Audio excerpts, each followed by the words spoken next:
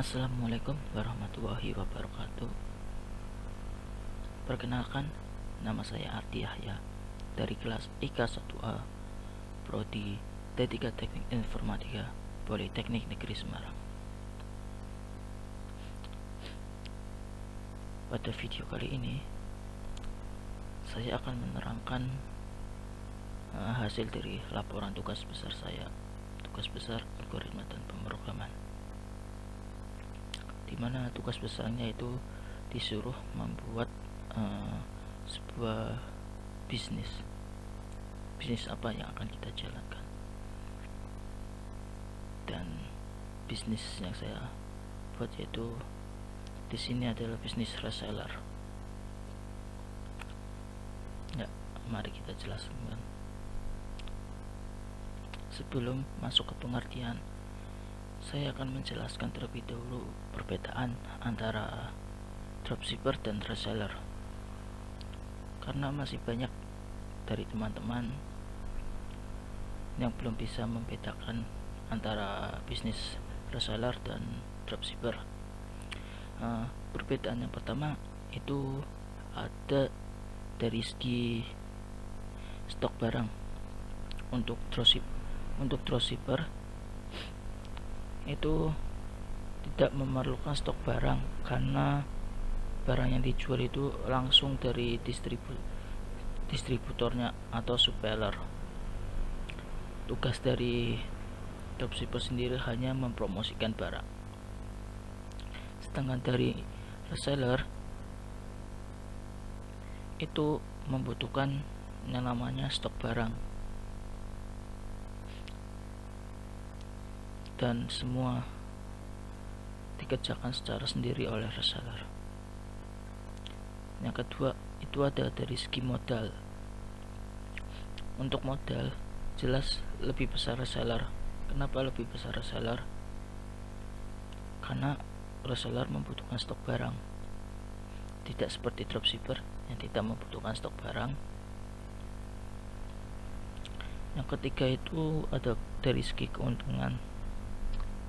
Jelas dari segi keuntungan itu juga reseller bisa lebih menguntungkan daripada dropshipper, karena kita bisa mengatur stok barang yang akan kita jual, dan juga kita bisa mengatur harga, seberapa besar harga yang akan kita jual supaya kita mendapatkan keuntungan. Dan selanjutnya itu perbedaan antara dropshipper dan reseller ada dari segi resiko atau kerugian ya. Dari segi ini juga reseller yang mungkin paling rugi, karena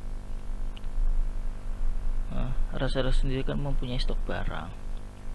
Jika stok barang itu tidak bisa habis, maka reseller akan rugi.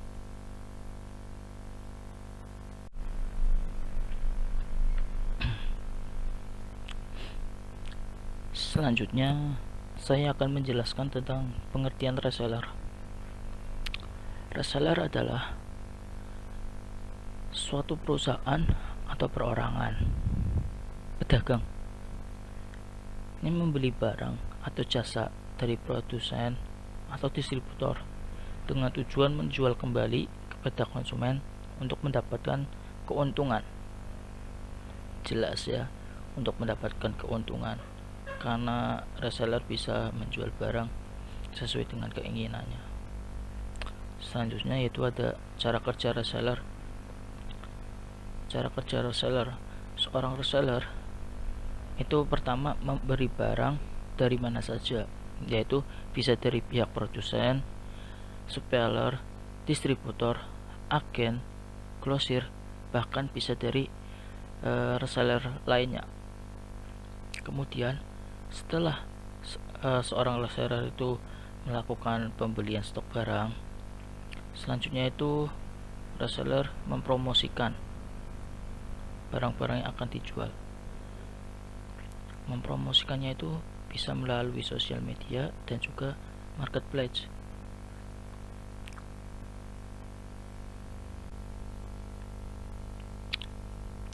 selanjutnya yaitu yang ketiga, syarat menjadi seorang reseller. Syarat yang pertama itu adalah niat. Sudah seharusnya seseorang yang akan memulai usaha itu harus memiliki niat. Yang kedua adalah memiliki modal yang besar. Modal di sini tuh bisa berupa uang, sosial media, dan juga tempat. Yang ketiga itu koneksi atau hubungan sosial. Yang dimaksud hubungan sosial di sini yaitu hubungan antara reseller dan supplier atau distributor. Tujuannya agar apa?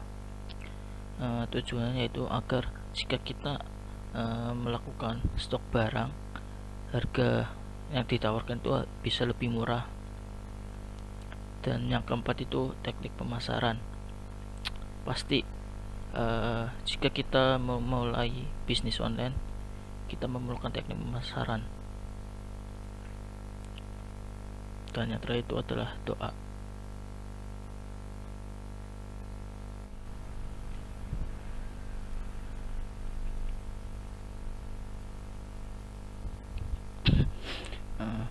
Yang selanjutnya itu ada kelebihan dari reseller.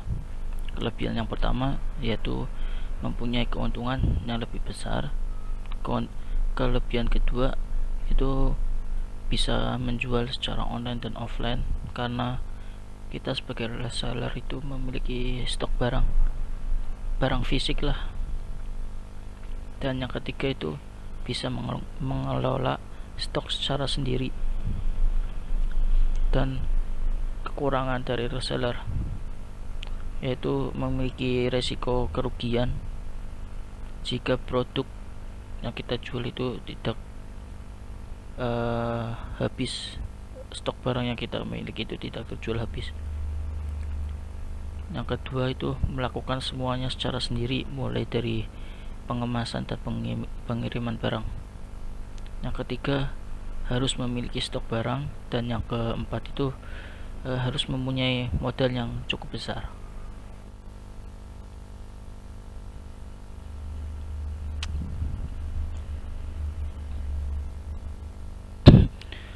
Yang selanjutnya itu ada langkah kerja dan pembahasan bab 2. Yang pertama itu ada gambaran umum sistem reseller. Di sini ada sebuah gambar dari sistem reseller yang sudah saya buat. Ada gambar 1, 2, 3, dan 4. Apa sih maksudnya? Ya, saya akan menjelaskannya. Yang pertama itu gambar 1. Maksud dari gambar 1 itu, pertama, reseller itu membeli produk atau barang dari distributor atau bahkan supplier untuk memenuhi kesediaan stok barang. Jika sudah, itu langsung ke nomor 2.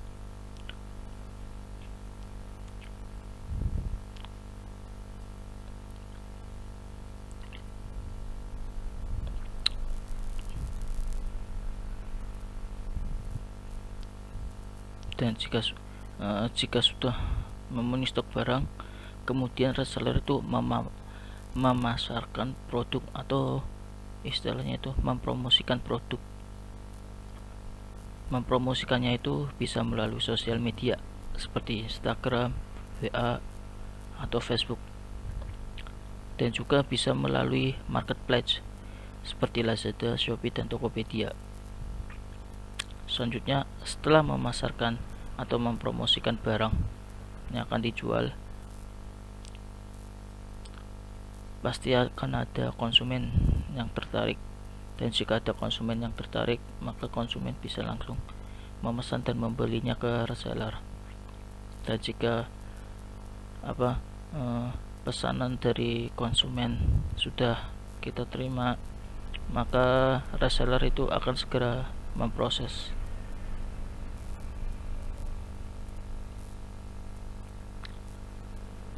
Selanjutnya itu ada flowchart.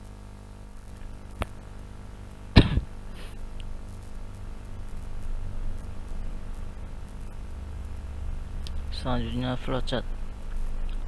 Pertama itu di sini start itu adalah untuk pada flowchart kan memulai. Yang pertama itu selanjutnya setelah memulai itu ada melakukan stok barang atau produk. Setelah melakukan stok produk atau barang itu selanjutnya barang dipajang di web, di display atau istilahnya itu dipromosikan.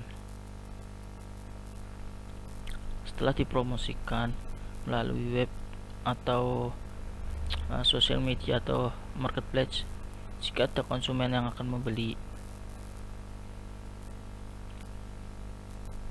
jika stok barang tersedia atau tidak. Jika stok barang tidak tersedia, maka reseller akan melakukan penyetokan barang. Jika barang tersedia, kita reseller akan menjawab barang ready.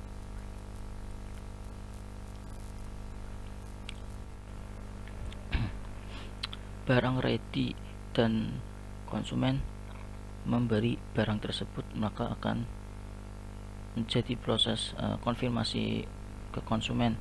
Konfirmasi ke konsumen ini berupa kita mengkonfirmasi jumlah total pembayaran, dan selanjutnya itu konsumen akan mentransfer pembayaran sesuai jumlah yang telah dikonfirmasi tadi.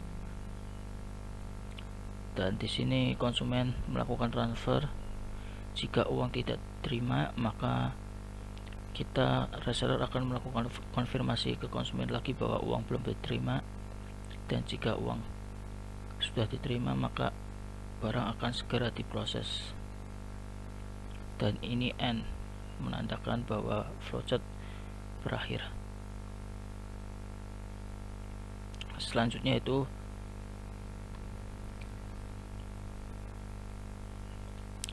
adalah contoh program dalam bahasa C++. Ya, di sini sudah ada kodenya ya. Mari kita coba jalankan.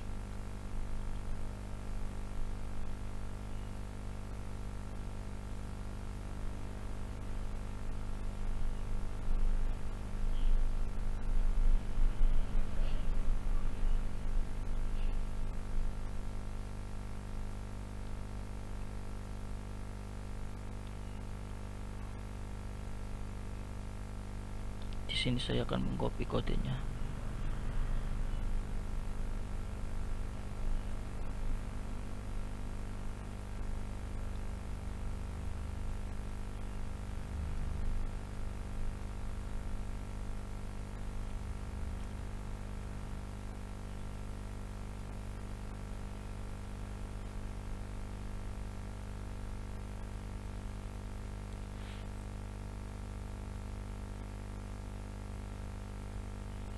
Dan hasil dari program itu tampilan awalnya adalah seperti ini. Mari kita jalankan.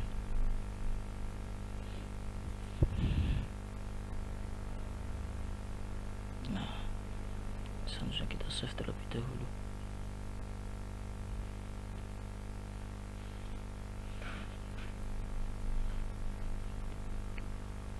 Program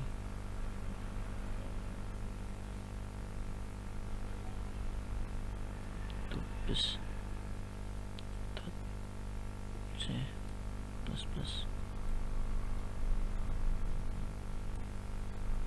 Nah,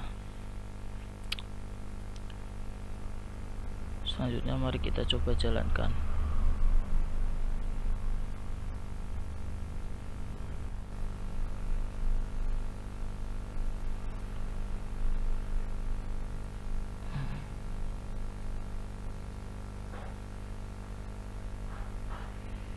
Nah,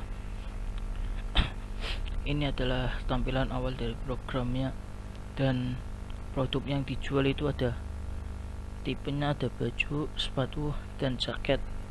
Di sini saya akan mencontohkan memasukkan pilihan satu, itu berarti tipe baju. Jumlah minimal pembelian adalah 2 item. Di sini saya memasukkan 2. Barang pertama saya akan mencoba beli kemeja. Harganya 150, pas, size L.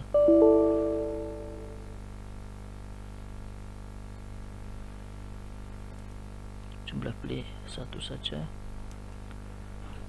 Barang kedua itu saya coba membeli jas. Harga barang 200 sesuai ukuran L. Jumlah barang satu.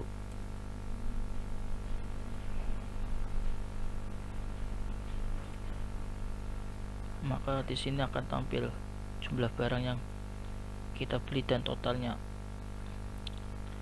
Masukkan data diri sebelum transaksi. Baik, saya akan mencontohkannya.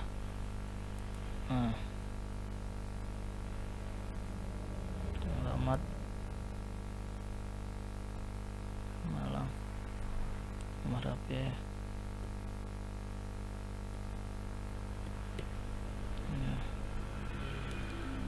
tujuan Malang. Dikenakan biaya ongkos kirim itu sebesar 25, berarti totalnya adalah 375 sesuai. Layanan transfer itu melalui bank BNI, BRI, BNI atau Mandiri. Saya akan mencoba pilih 2 saja. Ya, ini nomor rekeningnya sekian, dan akan ada tampilan pengiriman dilakukan setelah Anda mentransfer. Barang sudah dibeli tidak dapat dikembalikan. Apakah Anda ingin mengulang? Ya atau tidak? Jika ya, pencet ya, maka akan kembali ke tampilan awal dan Anda bisa melakukan pembelian lagi.